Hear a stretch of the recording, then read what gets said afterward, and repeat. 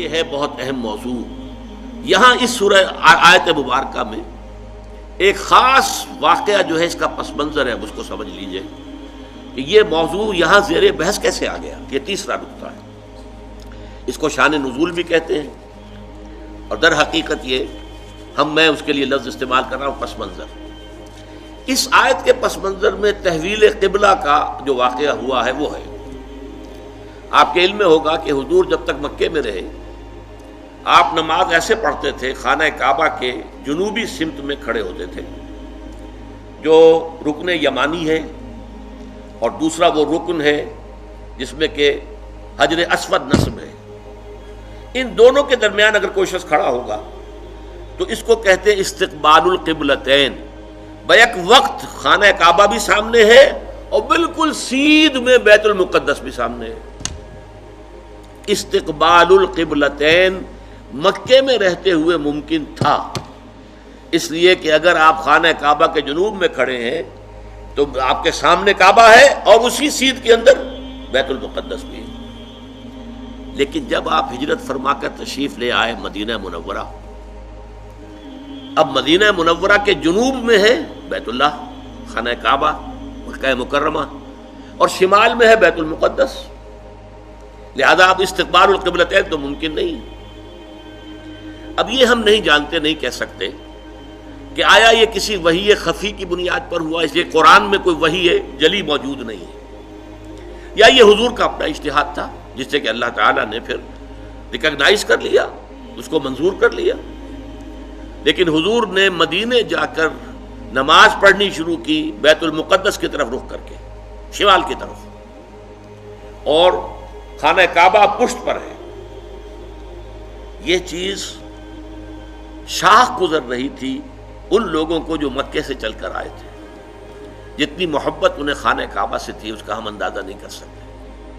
خود حضور جب روانہ ہوئے تھے مکے سے ہجرت کے لیے تو آپ خانہ کعبہ کے پردے پکڑ کر چمٹ کر آپ نے کہا تھا کہ اے کعبہ تجھے معلوم ہے، اے بیت اللہ تو جانتا ہے مجھے تجھ سے کتنی محبت ہے، لیکن یہاں کے لوگ مجھے یہاں نہیں رہنے دے رہے، میں یہاں سے جانے پر مجبور ہوں، یہ تجھ سے ہجرت کر کے جا رہا ہوں. اس حوالے سے سب کو پسند ہے. لیکن یہ کہ نماز پڑھ رہے ہیں خانہ کعبہ کی بجائے بیت المقدس کی طرف رخ کر کے. اس کے بعد 16-17 مہینے کے بعد قرآن مجید میں حکم آ گیا، قد نرى تقلب وجهك في السماء فلنولينك قبلة ترضاها فول وجهك شطر المسجد الحرام. اے نبی ہم آپ کے چہرے کا بار بار آسمان کی طرف اٹھنا دیکھتے رہے ہیں. حضور انتظار کر رہے تھے کہ کب حکم آئے کہ ہم خانہ کعبہ کی طرف رخ کر لیں. اس سے میرا گمان یہ ہے کہ وحی خفی کی بنیاد پر حضور کا فیصلہ تھا. قرآن مجید میں جو وحی آ گئی ہے شامل ہے، اسے وحی جلی کہتے ہیں، اور حضور پر اور بھی وحی ہوتی تھی وحی خفی جو قرآن مجید میں شامل نہیں ہے. بہت سی احادیث در حقیقت وہ وحی ہی پر مبنی ہے، لیکن وہ باللفظ نہیں ہے، بالمعنی ہے، اور وہ وحی جلی نہیں ہے، وحی خفی ہے. تو یہ معلوم ہوتا ہے وحی خفی کی بنیاد پر تھا، لیکن حضور پر بھی شاخ گزر رہا تھا اور مکے والوں پر بھی شاخ گزر رہا تھا. اور حضور بار بار آسمان کی طرف نگاہ اٹھاتے تھے کب جبرائیل آئیں اور کب یہ حکم ہو کہ ہم اپنا رخ بدل دیں اور بجائے شمال کی طرف رخ کر کے نماز پڑھنے کے جنوب کی طرف رخ کر کے نماز پڑھیں. تو اللہ فرماتا ہے قد نرى تقلب وجهك في السماء فلنولينك قبلة ترضاها. اے نبی ہم دیکھتے رہے ہیں آپ کے چہرے کا آسمان کی طرف بار بار اٹھنا، تو لیجئے ہم بدل دیتے ہیں، آپ کا چہرہ کر دیتے ہیں رخ خودی طرف جو آپ کو پسند ہے. فول وجهك شطر المسجد الحرام. تو اب اپنا رخ پھیر دیجئے مسجد حرام کی طرف. فیصلہ حکم آ گیا. اب یہاں نوٹ کیجئے، یہاں وہ جو مذہبی ایک خاص ذہنیت تھی جس کا میں نے پہلے ذکر کیا تھا، جن کے نزدیک ظواہر کی بہت اہمیت ہے. ہر عمل کا ایک تو ہے باطن، اس کی روح، ایک اس کا ظاہر ہے. لیکن عام طور پر جو کٹر قسم کے اور جو زیادہ سمجھدار لوگ نہیں ہوتے، ان کے اندر زیادہ اہمیت جو ہے وہ ظواہر کی ہو جاتی ہے، باطن کی طرف توجہ نہیں ہوتی، روح کی طرف جو ہے توجہ نہیں ہوتی. تو کچھ نہ کچھ مسلمانوں میں بھی ایسے حضرات تھے، لیکن اس سے بڑھ کر یہودیوں نے ایک طوفان اٹھا دیا. پہلے تو یہودی خوش تھے، انہیں یہ احساس ہوا کہ محمد تو ہمارے کیمپ فالوور ہیں.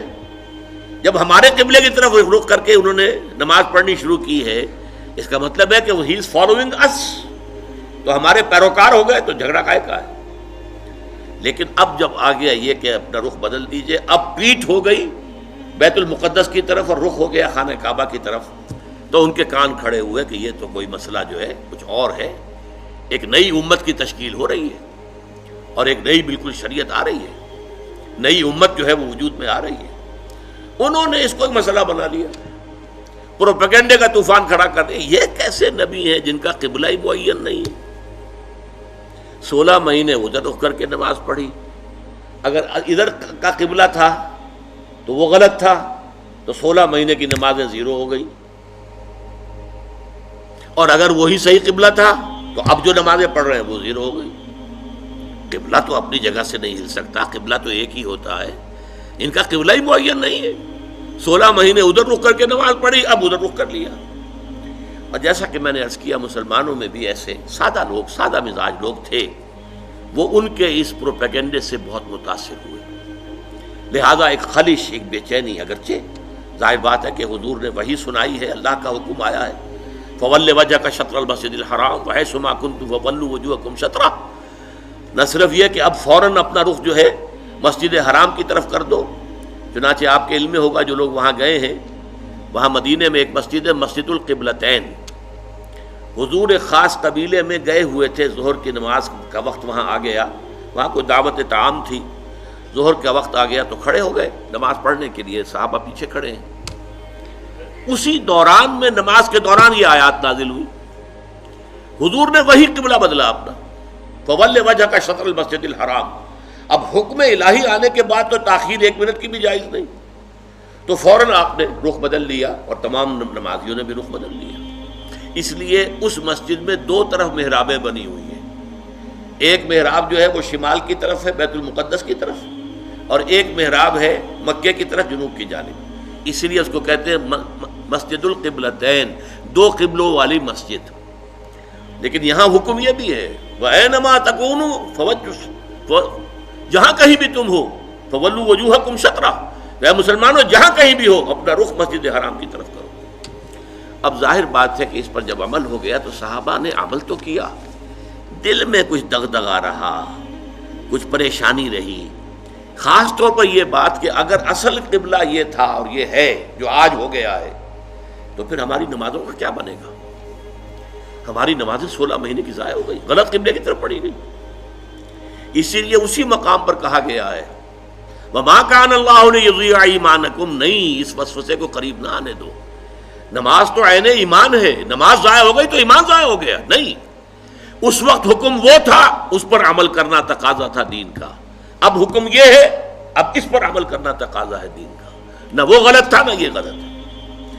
تم کسی سمت سے نہ بندھ جاؤ، تم ظاہر کے ساتھ زیادہ جو ہے اپنے آپ کو وابستہ نہ کر لو. نماز کی اصل روح، دین کی اصل روح تو کیا ہے؟ اللہ پر ایمان، اللہ کا یقین، رسول کی اطاعت، رسول کا فرمان. پہلے وہ تھا تو اللہ تعالیٰ نے مکے والوں کا امتحان لے لیا تھا کہ آیا وہ اپنی آبائی، اس لیے کہ مکہ جو ہے اور بیت اللہ جو ہے وہ تو ان کا سمجھیے کہ قومی شعار کے درجے کے اندر رکھنے والی چیز تھی، قومی شعائر میں سے. اب اس کی طرف پشت کرنا سب پر بھاری گزرا. لیکن یہ کہ وہ رسول کے ساتھیوں کے پورے بدھے ہوئے تھے، تو جو حکم رسول کا وہ انہوں نے قبول کیا. اور اب ان لوگوں کے لیے امتحان آ گیا جو مدینے میں رہتے تھے اور یہود کے زیر اثر تھے، اور اس کی وجہ سے بیت المقدس کا مقام ان کی نگاہوں میں بہت اونچا تھا. اب اس کی طرف پیٹھ کرنی پڑ رہی ہے، تو ان کے ایمان کا جو ہے وہ اللہ تعالیٰ نے امتحان لے لیا، اور تمام صحابہ جو ہیں دونوں امتحانوں میں ثابت قدم اور کامیاب ہوئے. اب لیکن اس خلش کو مٹانے کے لیے اب دیکھیے عجیب ہے یہ بات. یہ مسئلہ آج ہمیں معلوم ہوتا ہے کہ بڑا ہی چھوٹا سا مسئلہ ہے.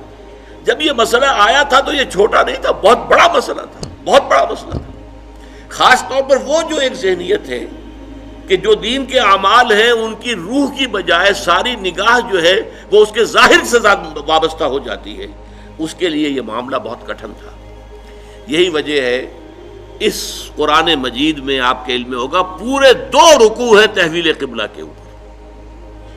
حالانکہ آج ہمارے نزدیک کوئی بڑا مسئلہ نہیں تھا، لیکن یہ کہ وہاں اس وقت ڈی فیکٹو جو اس وقت کی سچویشن تھی اس میں اس کی اتنی اہمیت تھی، دلوں پہ جو کیفیت گزر رہی تھی اس کا جو ہے صحیح طور سے اس کا علاج اور اس کا معالجہ اور مداوع ضروری تھا۔ دو رکوع جو ہے، رکوع 17واں اور 18واں، دوسرے پارہ سیقول کے پہلے دو رکوع خاص اسی پر ہے، جس تکرار کے ساتھ فَوَلُّوا وُجُوهَكُمْ شَطْرَهُ فَوَلُّوا وُجُوهَكُمْ شَطْرَهُ، اس سے دو رکوع پہلے ایک بات کہی گئی، یہ آپ کو ملے گا 14ویں رکوع کے اندر، وَلِلَّهِ الْمَشْرِقُ وَالْمَغْرِبُ فَأَيْنَمَا تُوَلُّوا فَثَمَّ وَجْهُ اللَّهِ۔ دیکھو لوگوں، مشرق اور مغرب سب اللہ کے ہیں، تم جدھر بھی رخ کرتے ہو وہ اللہ کا رخ ہے۔ اللہ کسی رخ میں محدود نہیں ہے۔ کیا مغرب صرف اللہ کا رخ ہے، مشرق نہیں ہے؟ آج آپ کو معلوم ہے کہ ہم پڑھتے ہیں مغرب کی طرف، اور امریکہ والے یا افریقہ والے وہ مشرق کی طرف نماز رخ کرتے پڑھتے ہیں۔ تو مشرق و مغرب سے کوئی فرق واقع نہیں ہوتا۔ اور دوسرے یہ کہ کوئی قبلے کی سمت معین کر دینا، اس کا مطلب یہ نہیں اللہ اس سمت میں محدود ہے، بلکہ یہ تو تمہاری ہم آہنگی کے لیے، یکسانی کے لیے، یک رنگی کے لیے۔ ایسا نہ ہو کہ اب آپ کھڑے تو کسی کا رخ ادھر ہے، کسی کا رخ ادھر ہے، کسی کا ادھر ہے، کسی کا ادھر ہے، یہ نہیں، سب ایک رخ میں کھڑے ہوئے ہوں، صفیں بندھی ہوئی ہوں، دیکھنے والا جو ہے کوئی شخص اگر آ جائے اچانک وہ بھی اس سے متاثر ہوتا ہے۔ ایک فرانسیسی سیاح صرف اس منظر کو دیکھ کر ایمان لے آیا تھا۔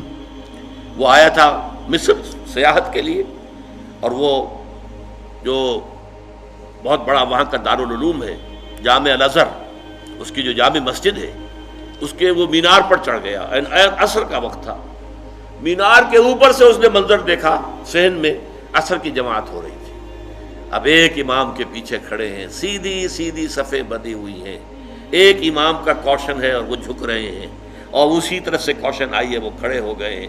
یہ منظر ایسا اس کے دل کے اوپر اس نے اثر کیا، وہ ایمان لے آیا کہ جس مذہب کی عبادت اتنی منظم، اس کے اندر یہ رنگ ہے، گویا کہ ملٹری پریڈ ہو رہی ہے، اس طرح کا انداز عبادت کا، ایک تو کلیکٹیو، انفرادی نہیں، اجتماعیت کی اہمیت، اور پھر اس کے اندر وہ رنگ اور یکسانی، ہم رنگی دیکھ کر۔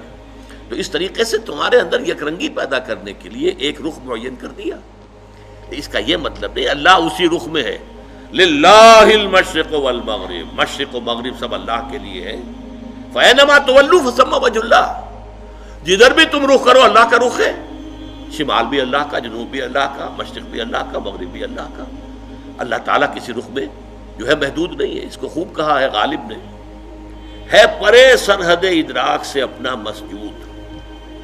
قبلے کو اہل نظر قبلہ نما کہتے ہیں، یعنی ہم جسے سجدہ کر رہے ہیں کعبے کو سجدہ نہیں کرتے ہم، چاہے وہ لوگ جو مسجد حرام میں کھڑے ہو کر وہ وہاں پر صفیں باندھے ہوئے کعبے کے گرد کھڑے ہوئے ہیں، مسجود کعبہ نہیں ہے، معاذ اللہ، مسجود صرف اللہ ہے۔ اس لیے ہے پرے سرحد ادراک سے اپنا مسجود۔ مسجود ہمارا جو ہے وہ تو ادراک، ہمارے عقل اور فہم اور ہمارے تخیل اور تصور سے وراء الورا ثم وراء الورا ثم وراء الورا، ہے پرے سرحد ادراک سے اپنا مسجود۔ قبلے کو اہل نظر قبلہ نما کہتے ہیں۔ یہ قبلہ نما ہے، اصل میں یہ ایک ڈائریکشن ہے جو معین کر دی گئی ہے، بس یہ ہے اس سے زیادہ اس کی اہمیت نہ سمجھو۔ یہ بات کہہ کر پھر دو رکوعوں کے بعد وہ پورے دو رکوع آئے جس میں کہ یہ حکم تحویل قبلہ کا حکم آ گیا۔ سَيَقُولُ السُّفَهَاءُ مَا وَلَّاهُمْ مَنْ قِبْلَتِهِمُ الَّتِي كَانُوا عَلَيْهَا، اب عن قریب بہت سے ناسمجھ لوگ کہیں گے کس شے نے ان کا رخ پھیر دیا اس قبلے سے جس پر یہ رہے ہیں 16 مہینے۔ قُلْ لِلَّهِ الْمَشْرِقُ وَالْمَغْرِبُ، کہہ دیجئے اللہ کے ہیں مشرق اور مغرب سب کے سب، تمام ڈائریکشنز، تمام سمتیں اللہ کی ہیں۔ اب دیکھیے اس کے بعد دو رکوع میں تحویل قبلہ کے احکام لانے کے بعد پھر دو رکوعوں کے بعد 19-20 نکال دیجئے، پھر 21ویں رکوع کی یہ پہلی آیت ہے۔ گویا کہ یوں سمجھیے کہ یہ جیسے میرا دھڑ ہے، دو رکوع 17-18 یہ تو میرے دھڑ کے مانند ہے کہ دو رکوع مکمل ہیں تحویل قبلہ کے حکم پر، لیکن دو رکوع پہلے بھی ایک آیت آ گئی، للہ المشرق والمغرب فَأَيْنَمَا تُوَلُّوا فَثَمَّ وَجْهُ اللَّهِ۔ اس کے بعد بھی اگر کوئی خلش رہ گئی، کوئی دل کے اندر جو بے اطمینانی رہ گئی ہوگے کچھ لوگ، اب اس کے لیے آخری جس کو کہیں گے موپنگ اپ آپریشن، 2 رکوعوں کے بعد لیس البر ان تولوا وجوہکم قبل المشرق والمغرب، نیکی یہی نہیں ہے کہ تم اپنے چہرے مشرق و مغرب کی طرف